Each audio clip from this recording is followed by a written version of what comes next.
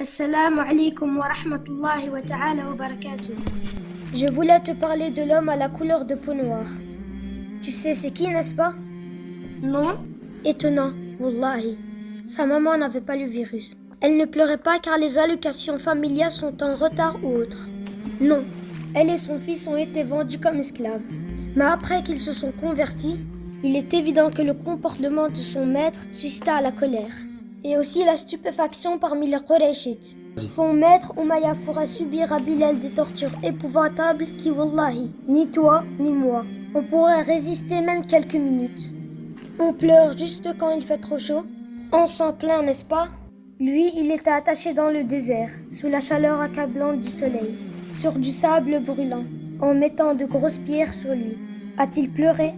Au contraire, il disait « Ahadun ahad ». Continue à écouter pour plaire à Allah. Abu Bakr est venu et a demandé au maître de Bilal de l'affranchir. Et c'est ce qu'il a fait pour une somme d'argent. Abu Bakr radiallahu anhu n'a pas abandonné un musulman en détresse. Comme beaucoup parmi nous n'aident pas les pauvres, ainsi que leurs familles au pays, surtout en ces périodes où beaucoup n'ont plus les moyens. Sais-tu que Bilal radiallahu anhu était toujours au premier rang dans les combats contre les oppresseurs? Sais-tu que Bilal radiallahu anhu fut le premier à faire l'adhan? Il était tellement modeste, contrairement aux patrons aujourd'hui avec leurs ouvriers, ou aux maris envers leur épouse. Il disait « Je suis qu'un abyssin. Il n'y a pas longtemps, j'étais un esclave. » Écoute jusqu'à la fin, Inch'Allah.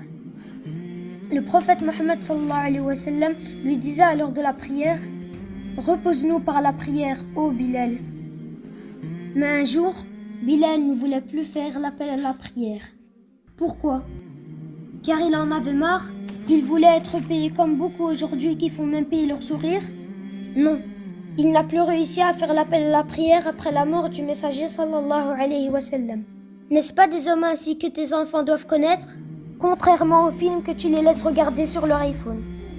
Bilal radiallahu anhu n'arrivait plus à prononcer le nom du messager sallallahu alayhi wa sallam, sans fondre en larmes et quitter directement l'assemblée par chagrin. Bilal radiallahu anhu vécut le reste de sa vie à Damas, et c'est de là qu'il mourut, radiallahu anhu. Mais wallahi, sa présence, les véridiques la sentent à chaque appel à la prière.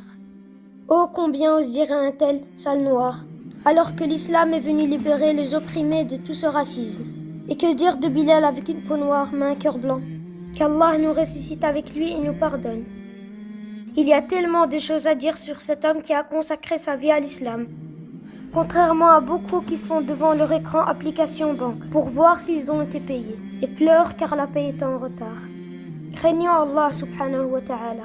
On peut toujours se réformer. Allah